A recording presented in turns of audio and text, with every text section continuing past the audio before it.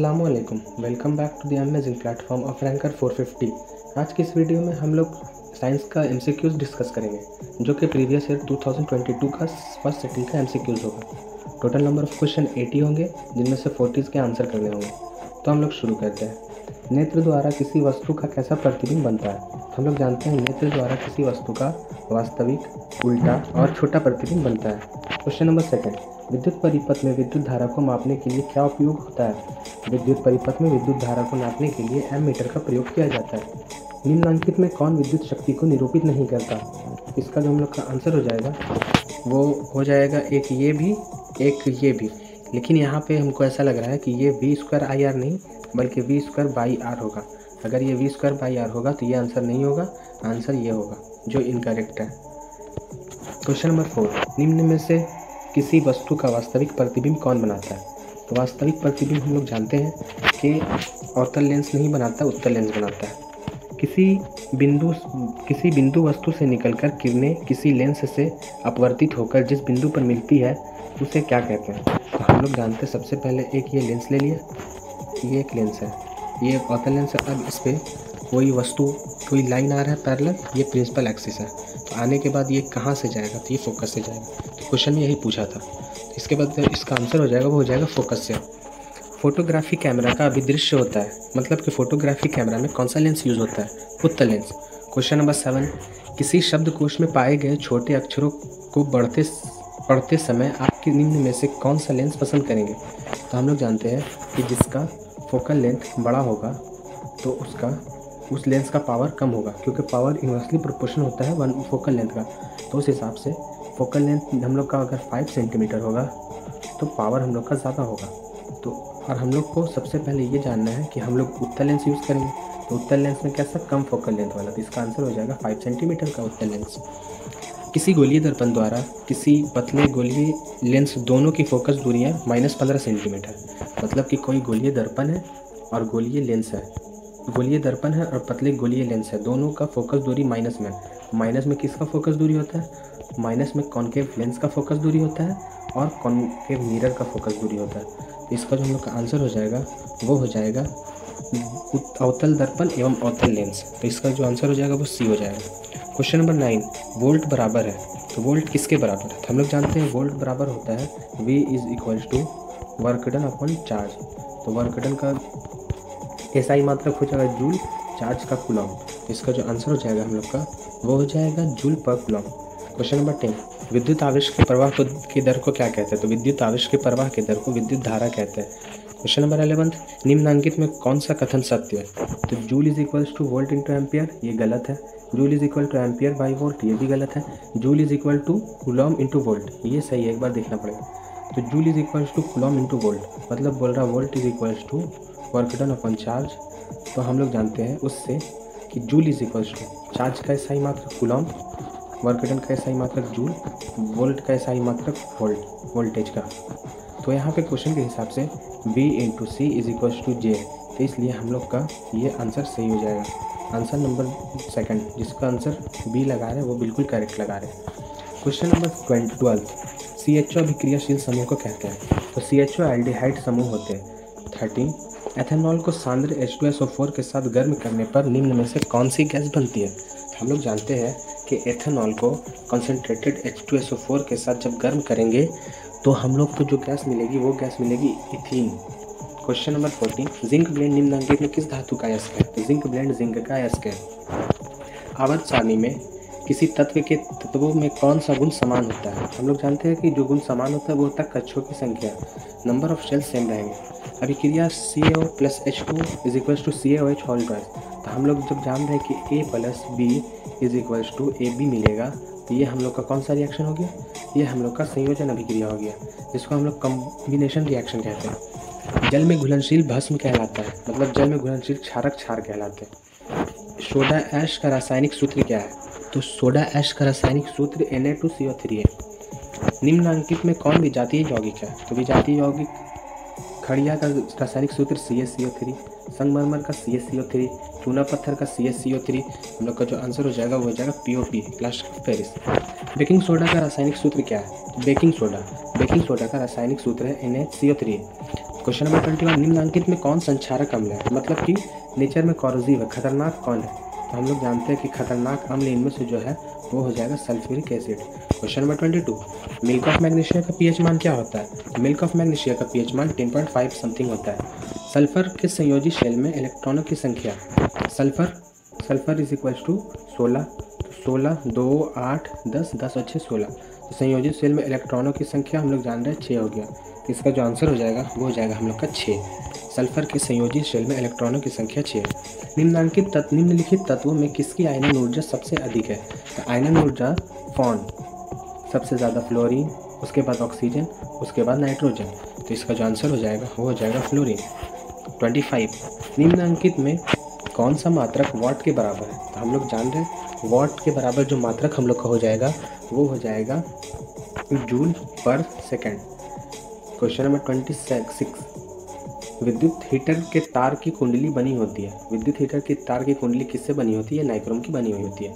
किसी परिपथ का वह गुण जो विद्युत ऊर्जा को ऊष्मा में बदल देता है। विद्युत ऊर्जा को ऊष्मा में कौन बदलता है, रेजिस्टेंस, जिसे प्रतिरोध कहते हैं।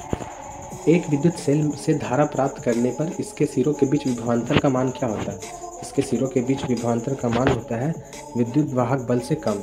क्वेश्चन नंबर 29, अनवीकरणीय ऊर्जा का स्रोत है। अनवीकरणीय ऊर्जा का स्रोत कोयला है। तरंग दैर्घ्य सामान्यतः व्यक्त किया जाता है मीटर में। किसी चालक तार से प्रवाहित धारा में गतिशील कण क्या होते हैं। जो गतिशील कण होते हैं वो इलेक्ट्रॉन होते हैं। 12 वोल्ट के दो बिंदुओं के बीच 2 कूलम आवेश को ले जाने पर कितना कार्य कराया जाता है। हम लोग जानते हैं V is equals to work done upon charge. तब इस पे हम लोग बैठा देते हैं 12 volt is equals to work done हम लोग से पूछा है, चार्ज 2 है तो 24 is equals to 24 joule is equals to work done. इसका जो हम लोग का आंसर हो जाएगा वो हो जाएगा 24 जूल। मेंडल ने अपने अनुवांशिकी प्रयोग हेतु किस पौधे का उपयोग किया था, मटर का। किस प्रकार के श्वसन में अधिक ऊर्जा मुक्त होती है, वायवीय श्वसन में अधिक ऊर्जा मुक्त होती है। मानव में नर जनन ग्रंथि कहलाता है, विरेचन। क्वेश्चन नंबर 36, जीवन की एक भौतिक विशेषता है। तो जीवन की भौतिक विशेषता अणुओं की गति है। ये आंसर करेक्ट होगा। ऐसे वृद्धि, संघ, समन्वय ये भी होते हैं, लेकिन ये आंसर इंपॉर्टेंट है, इसलिए अणुओं की गति हम लोग सही करेंगे। क्वेश्चन नंबर 37 पे आते हैं। स्वपोषी पोषण होता है कहाँ। तो स्वपोषी पोषण पौधों में भी होता है। स्वपोषी पोषण कुछ प्रोटिस्टास में भी होता है, जैसे क्राइसोफाइट्स, डाइनोफ्लैजिलेट, यूग्लिनोइड्स, और सम प्रोकैरियोट्स में होता है, जैसे साइनोबैक्टीरिया और भी बहुत सारे प्रोकैरियोट। बहुत सारे में ऑक्सीजनिक होता है, बहुत सारे में एनऑक्सीजनिक होता है। ग्लाइकोलाइसिस होता है। ग्लाइकोलाइसिस साइटोप्लाज्म में होता है, कोशिका द्रव्य जिसको कहते हैं। क्वेश्चन नंबर 39, तंत्रिका तंत्र की संरचनात्मक एवं क्रियात्मक इकाई को कहते हैं। तंत्रिका तंत्र के संरचनात्मक एवं क्रियात्मक इकाई को न्यूरॉन कहते हैं। कौन सा एंजाइम वसा पर क्रिया करता है। हम लोग जानते हैं कि वसा पर क्रिया करने वाला एंजाइम का नाम लाइपेज है। ओजोन का आणविक सूत्र क्या है, ओजोन O3 से सूचित किया जाता है। पीएच का कौन सा मान क्षारक विलयन को निरूपित करता है। तो क्षारक का मान 13, मोर देन 7। तो मोर देन 7 यहाँ पे एक ही है, 13। जल के अणु में हाइड्रोजन और ऑक्सीजन के परमाणुओं की संख्या 2:1 होती है। निम्नलिखित संकेतों द्वारा व्यक्त तत्वों में कौन सा धातु है। तो धातु के लिए हम लोग सबसे पहले यहाँ पे मान लिया कोई तत्व है, तो वहाँ पे हम लोग को ऊपर कुछ भी लिखा हुआ है XYZ कुछ भी, उससे हम लोग को मतलब नहीं, नीचे मतलब है। तो नीचे 9, तो 9 के हिसाब से हम लोग जानते हैं 9 नंबर पे कौन है। तो 9 नंबर पे फ्लोरीन है। तो फ्लोरीन क्या है, अधातु, तो ये नहीं होगा। 12 पे क्या है, 12 पे सोडियम 11, मैग्नीशियम 12, तो Mg हो जाएगा। Mg धातु है, तो हम लोग का जो आंसर हो जाएगा वो हो जाएगा B। तो इसका आंसर हम लोग का B हो गया। ऐसे और भी चेक कर लेते हैं। 6 क्या है, कार्बन, वो अधातु है। 8 क्या है, ऑक्सीजन, वो भी अधातु है। तो इसका आंसर हम लोग का हो जाएगा B। अम्लीय ऑक्साइड का विलयन का pH मान क्या होता है। अम्लीय ऑक्साइड विलयन का pH मान 7 से कम होता है, जो 4 होगा इसका आंसर। सबसे कठोर प्राकृतिक पदार्थ क्या है, हीरा। सिल्वर आयोडाइड का रंग कैसा होता है। तो सिल्वर आयोडाइड का रंग पूछा है। सिल्वर आयोडाइड का रंग हम लोग जानते हैं कि पीला होता है, और अगर सिल्वर क्लोराइड का पूछा जाए तो वो श्वेत होता है। हम लोग का आंसर यहाँ पे येलो हो जाएगा।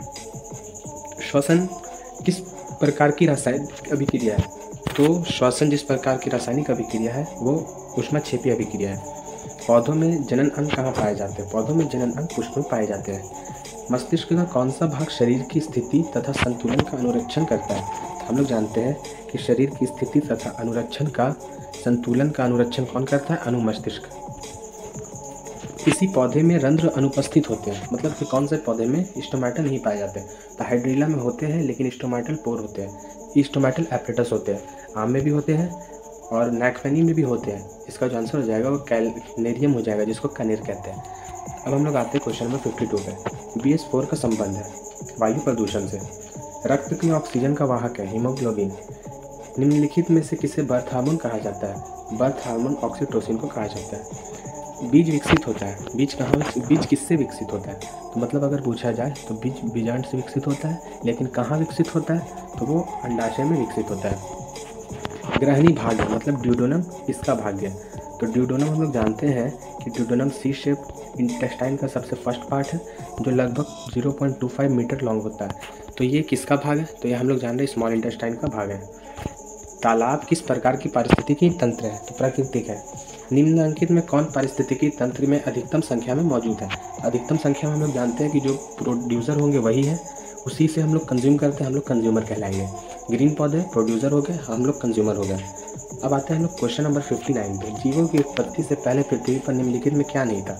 तो बहुत सारी जगह लिखा हुआ रहता है कि NO2 था, CO2 था, O2 नहीं था, लेकिन यहाँ पे अगर देखा जाए तो उस हिसाब से आंसर होगा इनमें से सभी, क्योंकि बहुत पहले की बात पूछ रही है। तब इसमें CO2 भी नहीं था, NO2 भी नहीं था और O2 भी नहीं था, तो इसका आंसर इनमें से सभी हो जाएगा। भारत में उत्पादित प्रत्यावर्ती धारा की आवृत्ति क्या है? तो भारत में 50 हर्ट्ज है। अगर अमेरिका में पूछा जाए तो 60 हर्ट्ज होंगे। Question number 61। 1 माइक्रो एम्पियर विद्युत धारा है, तो 1 माइक्रो एम्पियर विद्युत धारा कितना हो जाएगा? 10⁻⁻6 एम्पियर। ननौरा नाभिकीय विद्युत संयंत्र किस राज्य में स्थित है? तो ननौरा उत्तर प्रदेश में। उत्तर प्रदेश के कहाँ? उत्तर प्रदेश के बुलंदशहर में। Question number 63। स्पेक्ट्रम प्राप्त करने के लिए किसका उपयोग होता है? स्पेक्ट्रम प्राप्त करने के लिए प्रिज्म का उपयोग होता है। उत्तल लेंस द्वारा आवर्धित काल्पनिक प्रतिबिंब तब बनता है जब वस्तु रहती है। तो वस्तु हम लोग उत्तल लेंस में कहाँ पे रखें? मान लिया ये लेंस है, ये एक लाइन है जिसपे ये 2f1 है, 2f2 है, f1 है, इस टाइप से कुछ भी है। अब इस पे पूछा जाए कि वस्तु को कहाँ पे रखा जाए, तो हम लोग जानते हैं कि उत्तल दर्पण में, उत्तल लेंस में किसी वस्तु को फोकस और लेंस के बीच में रखेंगे तो उस वस्तु का हम लोग को काल्पनिक प्रतिबिंब मिलेगा, जो कि इरेक्ट होगा और वस्तु से बड़ा होगा। अब आते हैं क्वेश्चन नंबर 63 पे। 63 हो गया तो इसका आंसर हो जाएगा बी। Question number 65। आवर्त सारणी में प्रथम आवर्त के तत्वों की संख्या, प्रथम आवर्त के तत्वों की संख्या 2 है। Question number 66। निम्न में से किससे इलेक्ट्रॉन का बाहर निकालना सबसे आसान होता है? तो M से। द्वितीय आवर्त सारणी में तत्वों के लिए कौन सा शेल बाह्यतम शेल है? द्वितीय, पहला के लिए K है, दूसरा के लिए L है, तो इसका जो हम लोग का आंसर हो जाएगा वो हो जाएगा L शेल। अब आते हैं हम लोग क्वेश्चन नंबर 68 पे। संतृप्त हाइड्रोकार्बन श्रेणी के सदस्यों को कहा जाता है? तो संतृप्त, सैचुरेटेड बोल रहा है, तो सैचुरेटेड हाइड्रोकार्बन कौन है? एल्केन है। Question number 69। मेंडलीव द्वारा छोड़े गए आवर्त सारणी के रिक्त स्थानों के बाद निम्न में से कौन सा तत्व पदस्थापित किया गया? तो गैलियम भी किया गया, जर्मेनियम भी किया गया, और एक तत्व है वो भी किया गया था। टोटल 3 थे। आवर्त सारणी में प्रत्येक आवर्त का अंतिम सदस्य क्या है? अंतिम सदस्य निष्क्रिय गैस है, जैसे helium, neon, argon, krypton, xenon, radon. किसी तत्व में 2 शेल हैं और दोनों ही इलेक्ट्रॉनों से पूर्णतः भरे हुए हैं, वे तत्व हैं। तो हम लोग जानते हैं 2 शेल किस में होगा? KL। तो दोनों तत्व मतलब 2 और 8 पूर्णतः भरे हुए हैं, तो 2 8 वैलेंसी 10 किसका होता है? तो 10 वैलेंसी होता है नियॉन का, तो इसका आंसर हम लोग का नियॉन हो जाएगा। निम्नलिखित में कौन सबसे अधिक क्रियाशील हैलोजन है? सबसे अधिक क्रियाशील हैलोजन फ्लोरीन है। कॉर्पस ल्यूटियम से स्रावित हार्मोन क्या है? तो कॉर्पस ल्यूटियम प्रोजेस्टेरॉन सीक्रेट करता है। पारिस्थितिकी तंत्र में ऊर्जा का स्रोत है। पारिस्थितिकी तंत्र में ऊर्जा का स्रोत सूर्य का प्रकाश है। मानव का उद्भव स्थान है, मतलब मानव कहाँ से ओरिजिन किया, तो कहा जाता है कि मानव जहाँ से उत्पत्ति हुई मानव की वो हो गया अफ्रीका। निम्नलिखित में कौन लैंगिक जनन संचारित रोग है? तो ये सुजाक भी है, एड्स भी है, इसका आंसर बी एंड सी दोनों हो जाएगा। मानव गुर्दे का आकार होता है, मानव गुर्दे का आकार बीन शेप्ड होता है, ये 2 पेयर होते हैं, 2 पीस होते हैं, 1 पेयर होते हैं। किशोर अवस्था में होने वाली शारीरिक परिवर्तन का कारण क्या है? हम लोग जान रहे हैं किशोर अवस्था में जो शारीरिक परिवर्तन होते हैं उसका कारण टेस्टोस्टेरॉन भी है, एस्ट्रोजन भी है, तो इसका आंसर ए और बी दोनों हो जाएगा। अब आते हैं क्वेश्चन नंबर 19 पे। यौन परिपक्वता की अवधि को कहते हैं यौन आरंभ। ओजोन परत का ह्रास मुख्यतः किसके द्वारा होता है? तो क्लोरोफ्लोरोकार्बन के द्वारा होता है। आज की इस वीडियो में मेरी साउंड प्रॉपर नहीं आ रही होगी क्योंकि थोड़ी सी तबीयत ख़राब थी, और तब तक के लिए अल्लाह हाफिज़। नेक्स्ट वीडियोस जल्दी आएंगे, तब तक के लिए खुदा हाफिज़।